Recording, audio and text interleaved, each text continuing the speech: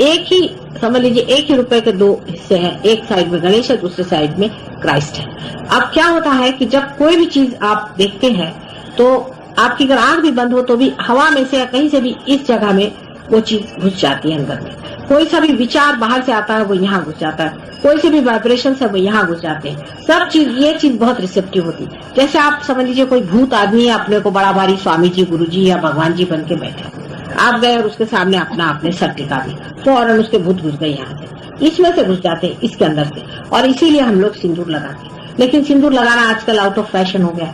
पहले अभी लंदन में मैं सिंदूर लगाती थी, सब मेरे पे हंसते वहाँ, उनको पता नहीं कि ईसा मसीह का एक खून मैं लगा के घूम रही हूँ, लेकिन वो कौन जाने कि वो मेरे ऊपर हंसते। अब मैं हिंदुस्तान में भी देखती हूँ, दिल्ली में वो लोग मेरे सिंदूर को देख के हंसते। हिंदुस्तानी लोग ऐसे अंग्रेज हो गए हैं कि अब वो सिंदूर को देख के हंसते हैं हिंदुस्तानी। मैंने यहाँ भी देखा ये हालत है। तो सिंदूर लगाना पता नहीं क्यों पंजाबियों ने बंद कर दिया, मेरे समझ में नहीं आती कि पंजाबी औरतें सिंदूर ही नहीं लगाती। ये कुछ फैशन है, बहुत गलत बात। सबको सिंदूर लगाना चाहिए माथे में, और सिंदूर से आपकी रक्षा होती है। और आदमियों को भी बाहर जाने से पहले थोड़े भगवान के सामने सर टेक करके सिंदूर लगा लेना चाहिए, बाद में पूछे क्या हर्ज है साहब हमको सिंदूर लगाने में। अंग्रेज लोग अपनी टाई लगा के घूमते, मैं पूछती हूँ इसमें क्या अर्थ है ये टाई लगाने में। इतनी महंगी महंगी आती है, 10-10 पाउंड की लगा के घूमते हैं, उनको कोई शर्म नहीं आए। हमको क्या शर्म आनी चाहिए सिंदूर लगा के घूमने में, मेरी समझ में नहीं आता। हमें अपनी सब चीजों की शर्म आती, क्या खराबी है सिंदूर लगाने में। मुझे पूछना ये चाहिए कि भाई जो चीज बहुत ही सरल है, बहुत ही जरूरी है, उसको हम क्यों नहीं लगा। इसलिए क्योंकि अंग्रेज हम पर हंसेंगे, हम कौन पैसा चाहिए, गधे हैं बिल्कुल, उनसे कुछ सीखने का नहीं। उनसे क्या सीखने का, उनसे बढ़ के गधे कहीं नहीं होंगे। उनकी बातें मैं आपको बताऊंगी कितने महागधे, लेकिन हमें अपनी बातों पे कोई विश्वास नहीं रहेगा। कर सिंदूर यहाँ लगा भी देती, जाते तक पहुंच लेते हैं, उनको शर्म आती कि सिंदूर लगा के जानो सब हंसेंगे। मैंने कहा कि बीच में से मांग निकालो, साइड से मत निकालो, साइड से निकालने से इम्बैलेंस आता, तो बीच में से नहीं निकाल सकते, औरतों जैसे दिखते। भगवान रामचंद्र जी क्या औरतों जैसे दिखते, श्री कृष्ण जी क्या औरतों जैसे दिखते। ये मैं आपसे कह रही हूँ कि ये सब अंग्रेजों की जितने आइडियाज है इनको चूल्हे में फेंकी, किसी काम की नहीं। आपको हिंदुस्तानी बन के शान से अपनी तीला लगा के चलना चाहिए, इसमें कोई खराब बात है। आपके माँ के निशान, इसको लगा के घूमने से आप लोग बचेंगे, नहीं तो नहीं बच सकते। कोई इसमें शर्मा। अब ये लोग सब लगा के आए, देखिए आप जो प्रदेश से आए, विदेश से जो आए हमारे साथ में, ये सब लगा के आए, देख लीजिए आप, ये अपने माथे पे लगा के बैठेंगे क्योंकि इसका इंपॉर्टेंस समझ लीजिए। आप लोग नहीं लगाए।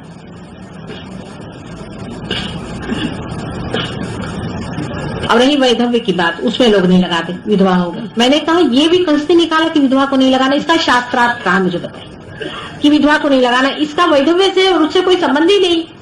ये बना दिया इन्होंने विधवा को सताने। ये भी एक दुष्टता है, महादुष्टता, राक्षसी बना कि किसी को विधवा बना दे। ये सब चालें हैं, इन चालों में मत आइए। ये महादुष्टता है कि किसी स्त्री को विधवा बना दिया।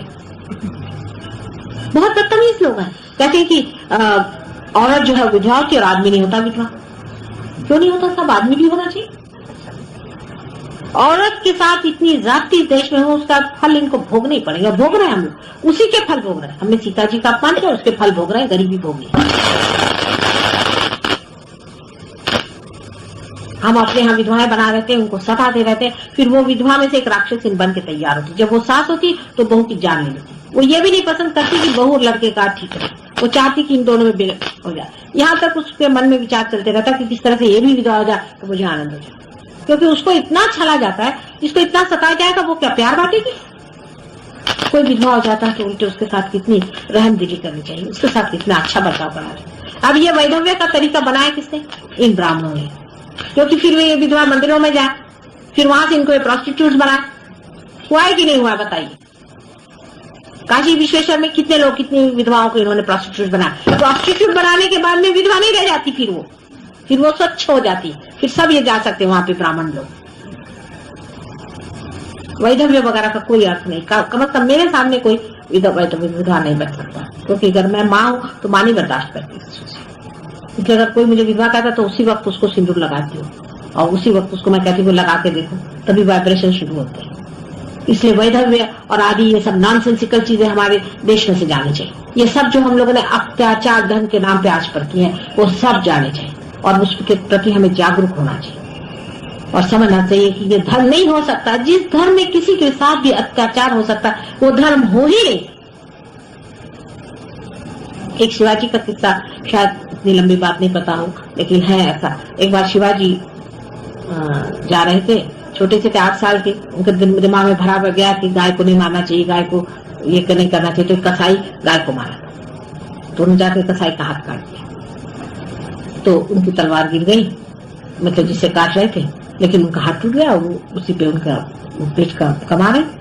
तो वो फिर उनके माँ के पास गए, वहां से कहा कि देखिए उनकी पत्नी ने कहा कि देखिए मेरे पति का हाथ काट दिया, अब हम कैसे खाएं, कैसे पिए, हमारे साथ बहुत ज्यादती, हम तो यही करके अपना उपजीविका चलाते हैं, हम तो कोई गाय को नहीं मारते, ये हमारी उपजीविका, और इन्होंने हमारा हाथ काट दिया। तो उनकी मदर ने उनसे कहा देखिए उनकी बात सुनिए, उन्होंने ये कहा कि एक इंसान के हाथ के बराबर हजारों गायियां भी नहीं है, समझ लेना, एक इंसान का हाथ तुमने काटा है तो ये बहुत बड़ी गलत है, और ये समझना चाहिए हमको। जब हम लोग धर्म के नाम पे लोगों के साथ अत्याचार करते हैं, हमें पता होना चाहिए कि जानवरों की तुम लोग इतनी बात करते हो, मनुष्य की पहले बात करनी चाहिए।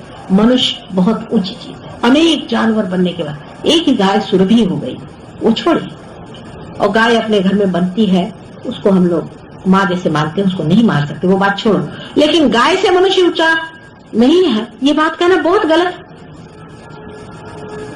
मतलब धर्म के इसमें मनुष्य कितनी बड़ी चीज, इसी में परमात्मा का राज जाना, इसी में परमात्मा को जाना जाना, उसकी गाय से क्या मुकाबला आप करते हैं? और ये इसलिए बनाए क्योंकि ये सब बैल है, ये सब बैल है, ये अपने चाहते हैं कि हमें इस तरह से लांछित करें, और गाय क्या झुका, गाय ठीक है, लेकिन गाय वहीं तक है जहां तक है, मनुष्य बहुत ऊंची चीज, मनुष्य के क्या कहने, कितनी कितनी करोड़ यूनियन के बाद में बनाई हुई चीज है, बढ़िया, और इसको इतना नीचा करने की क्या, गाय को घास दीजिए, फलाने को, मनुष्य को खाने को ना हो कोई बात, उधर आंख नहीं उठने वाली उनकी, गाय का उद्धार करने निकलेंगे, पहले मनुष्यों का उद्धार करना चाहिए, पहले मनुष्यों को बढ़ाना चाहिए। मनुष्य हजारों गायों में से एक मनुष्य बनता, बंदरों का उद्धार करेंगे, चींटियों का उद्धार करेंगे, और मनुष्य को भूखेंगे। बहुत से लोगों को मैंने देखा ना, मुंबई में जाकर कबूतरों को चना देते, और अपने पर्सनल लाइफ में न जाने कितने के घर में कुर्कियां ले आए। ऐसे अनेक सामाजिक जितने भी प्रॉब्लम्स हैं, वैधव्य आदि वगैरह, ये सब करने से हमारा समाज गिर गया है, और इसीलिए धर्म पे से श्रद्धा भी चली गई। लेकिन श्रद्धा चीज ऐसी है कि ये मनुष्य को पूर्ण समतोल विचार करके, एक आदमी जो वाकई में श्रद्धा में खड़ा है, सत्य पे खड़ा है, क्राइस्ट का आप लीजिए उदाहरण, क्राइस्ट सत्य में खड़े हुए थे, उनके सामने इसलिए मैं क्राइस्ट की बात बता रही हूँ क्योंकि उनका राज्य यहाँ पर है, उनके सामने एक प्रोस्टिट्यूट को मारते हुए लोग चले आ रहे थे। अब क्राइस्ट जैसे आदमी को प्रोस्टिट्यूट से क्या मतलब है, कुछ नहीं, वो और वो दो जिंदगी अलग, उनसे कोई फर्क नहीं, लेकिन एक प्रोस्टिट्यूट को लोग मार रहे हैं तो खड़े हो गए, उसके सामने जाकर खड़े हो गए, खबरदार किसी को पत्थर मारना तो वो पहले बताया जो पाप नहीं किया, और मेरे ऊपर पत्थर पहला फेंके। ये सत्य की पहचान है, किसी के साथ अन्याय होने देना धर्म के नाम पे, किसी को अधिकार नहीं है धर्म के नाम पे किसी पर भी अन्याय करने का, इससे बढ़ के अधर्म और संसार में कोई नहीं। और सबसे बड़ा पाप मैं सोचती संसार में यही है कि धर्म के नाम पर झूठ, और धर्म के नाम पर पैसा कमाना, और धर्म के नाम पे अत्याचार करना। कोई सी भी जाति किसी भी जाति पर धर्म के नाम पे अत्याचार करे तो महापापी जाति है, और उसका बहुत बोझा उठाना पड़ेगा। तो इसलिए मैंने अभी ईसा मसीह की बात बताई क्योंकि उनका यहाँ पर राज्य है, और ईसा मसीह ने ही सिर्फ कहा है कि स्पिरिट से दूर रहिए, क्योंकि स्पिरिट की एंट्री यहाँ से होती है। उन्होंने खुले आम बातचीत करी, स्पिरिट से दूर रहिए, और सारे स्पिरिट जो है वहीं जाके पहुंचे जहाँ इनके लोग पुजारी बैठे हो। सारे स्पिरिट रोम से ले करके अमेरिका तक सब फैले हुए हैं, और कुछ नहीं थे सो आपने यहाँ से एक्सपोर्ट भी कर, तो वहां पर सबका राज्य बैठा हुआ, सारे भूत काम कर रहे हैं। उनमें से आप पर भी जो बरसे हैं वो भी उन्हीं में के, और भी ऐसे अनेक जो ऐसे ही कार्य कर रहे हैं जो महाभूतों के काम है, लेकिन वो मानने को तैयार नहीं कि महाभूतों का काम है। जब तक आदमी इसकी सफरिंग, इसकी तकलीफें उठा करके बिल्कुल त्राही त्राही न हो जाए, उनके बिल्कुल प्राण न छूट जाए, तब तक आदमी इसको माने। नहीं तो भी हमारे गुरुजी बड़े अच्छे, हमको तो शांति मिली, हार्ट के अटैक्स आ जाएंगे, सब हो जाएगा, पर छोड़ेंगे, इस बात को मानने को मंजूर नहीं करेंगे। वजह यह है कि आदमी की बुद्धि हमेशा मिथ्या को चिपकती है, सत्य को चिपकना नहीं चाहती, मिथ्या को जब लेके चली। अब अगर समझ लीजिए आपका हीरा खो गया और हमने कहा कि आपका हीरा मिल गया, आप कहेंगे नहीं साहब मैं तो इसको वह चावड़ी बाजार में ढूंढ रहा था और मैं वही ढूंढू, मैं तो यहाँ आने नहीं वाली। वैसी ही ये बात, क्योंकि मैं जिंदगी भर ये करता रहा, अब भी मैं यही करता रहा। और सबसे ऊपर में जो चक्र है वो बहुत महत्वपूर्ण है, इसी को हम सहस्त्रार कहते हैं। यही किंगडम ऑफ गॉड है। इसके बीचों बीच आप देखिए कि चारों तरफ में इस तरह से ढका हुआ लिम्बिक एरिया जिसे कहते हैं डॉक्टर लोग वो है, और उसमें 7 ही चक्रों के अधिपत्य है, 7 ही चक्रों की सीट है वहां पर, पीठ कहते हैं उन्हें, वो है। सिर्फ सदाशिव जो है ऊपर में बैठे हुए हैं और बाकी सब चक्र इस तरह से मंडित हैं कि वो इसी के अंदर प्रकाशित है। और यही हृदय में ये जो चक्र है 7 चक्र, इनके जो 7 आपके औराज है, ये प्रभा है, वो हृदय में वास करती है। इसलिए हृदय ही जो है वो ब्रेन को कंट्रोल करता है। जो लोग कहते हैं कि ब्रेन हृदय को कंट्रोल करता है वो फिजिकली जानते हैं, लेकिन हृदय ही ब्रेन को भी कंट्रोल करता है। जिस आदमी के पास में हृदय बलवत्तर होता है उसका ब्रेन भी सही चल सकता है, और जिसका हृदय किसी काम का नहीं उसका ब्रेन किसी काम का नहीं, क्योंकि यही 7 जो लिम्बिक एरिया के जो 7 जो पीठ है वही हृदय के आसपास अपने को 7 औराज देते हैं। अब ये जो है जरा सी गहरी बातें हैं, इसको पता नहीं इस वक्त टाइम होगा कि नहीं होगा, लेकिन कभी न कभी मैं आपको बताऊंगी कि कैसे जब आप रियलाइज होते हैं तो कैसे हृदय चक्र में आत्मा का प्रकाश फैलता है, और किस तरह से 7 फुटों में इसकी रोशनी छनती है, और वो किस तरह से हमारे कॉन्शियसनेस में आती है, और धीरे वो किस तरह से जगमगाती है। ये भी बड़ा भारी विषय होगा, लेकिन इसका महात्म्य ये है कि ये कंप्लीट समग्रता है, इंटीग्रेशन। ये चक्र जो है ये कंप्लीट इंटीग्रेशन है। 7 चक्रों का एक मालिक बनाया उन्होंने कल की, 7 चक्र इसके अंदर, और इस मालिक से ये होता है कि सारी समग्रता वो जानता है, सब धर्मों की समग्रता, सब तत्वों की समग्रता, सब सत्यों की समग्रता, परमात्मा की, मनुष्य की और जानवरों की और ब्रह्मांड की और विश्व की, सबकी समग्रता को वो जानता है, क्योंकि वो सूत्र है, जो सूत्र सबके अंदर से गुजरता हुआ जा रहा है, क्योंकि वो सूत्रपाती है। इसलिए जैसे कि सूत्रधार होता है, आपने देखा होगा जो प्रोलोग में ड्रामा में सूत्रधार होता है, वो सूत्र से सब चीज घुमाता है, उसको सब कुछ मालूम है किसको कहाँ लाना है, क्या लाना है। उस तरह का वो देती वहां कलकी, जिसे कलकी स्वरूप कहते हैं, वो वहां बसा हुआ, जो आप जागरूक हो गया मनुष्य में। अगर वो जागरूक नहीं होता तो आप लोग कलेक्टिव कॉन्शियसनेस न जानते, वो जागरूक हो गया, इसीलिए आप कलेक्टिव कॉन्शियसनेस जानते। इसकी जागृति इसलिए कि श्री चक्र संसार में पधार गए, श्री चक्र की स्थापना हो गई है, वो हुई है या नहीं है, इसके लिए आप स्वयं प्रश्न पूछे कि श्री चक्र क्या संसार में पधार गए हैं या नहीं। आपको खुद वाइब्रेशंस में पता चलेगा कि हाँ हो गई है। सहयोग की एक सीधी चीज आप समझ लें कि ये डिस्कशन नहीं है, आर्ग्यूमेंट नहीं है, मैं सिर्फ आपको डिकोडिंग दे रही हूँ कि क्या चीज है क्या नहीं है, इसको आप जान लीजिए, इसको आप पहचान लीजिए। इसमें सिर्फ यही है कि आपके फूल खिलने चाहिए, इसमें सिर्फ आपको एक्सपोजर करना है सत्य की ओर, बस। जितने आपके फूल, असल में इसमें यही चीज है कि आपका राइजिंग कितना होता है, आप इसमें कितना पाते हैं, आप इसमें कितना उठते हैं। तो इसका मुख्य कार्य है जिसमें कि एक्सपोजर हो, जिसको आप मेडिटेशन कह लीजिए। मेडिटेशन करना नहीं होता, एक्सपोज करना होता।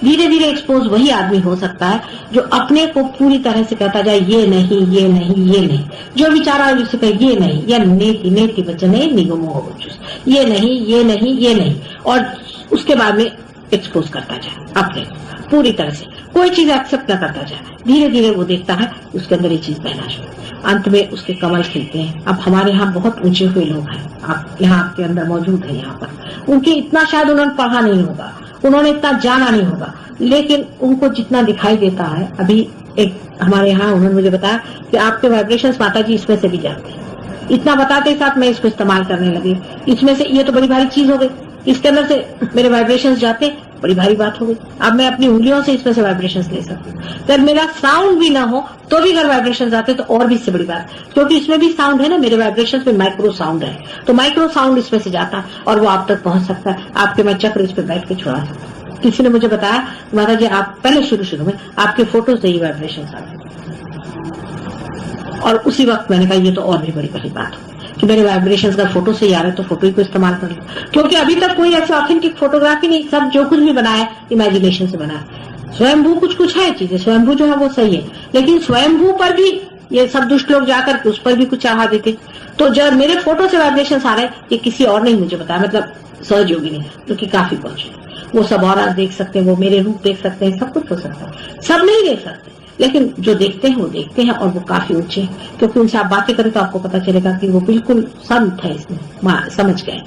उनके हाथ में देखिए तो आप सोचेगा कि वाइब्रेशन की सरिता बह रही, उनको आप देखिए कि वो बिल्कुल संसार में शांत में, उनकी अगर आप चिट्ठियां पढ़े तो ऐसे लगे कि जैसे कोई कविता की गंगा बह चली आ रही, इतनी शांत में चिट्ठी की चिट्ठी पढ़ते ही साथ आप एकदम विभोर हो जाए, आनंद भरे हुए हैं। और इतना ही नहीं, उनके हाथों से उनको देखते ही साथ बहुत लोग ठीक हो जाते, बीमारियां ठीक हो जाती, अनेक काम होते, ऐसे भी लोग। और बहुत से लोग अभी भी बुद्धि के मस्तिष्क के लेवल पे बैठे नहीं, उनका बनता चिट्ठियां लिख रहे हैं, अभी भी कर रहे हैं, ये निकाल रहे हैं, वो निकाल रहे हैं, उनकी काफी डुबकियां लगती हैं। सहयोग को मैं इतना कहती हूँ कि ये एक मंथन है, और मंथन में आदमी ऊपर नीचे करके रहता है। लेकिन सबसे बड़ी चीज जो हमें याद रखनी है कि ये एक सामूहिक प्रक्रिया है, इट्स अ कलेक्टिव प्रोसेस। सबको साथ जुड़ के, सब एक ही है, सब में एक है और एक में सब है, ये चीज इसमें जागृत होती है। और जब तक आप इस चीज को समझ लेंगे और जब तक आप इससे निगृहित रहेंगे वैसे चलेंगे। आखिर में इसका एक उदाहरण बता दूं जिससे आपको समझ में आ जाएगा, फिर कल करेंगे ध्यान। वो उदाहरण ऐसा है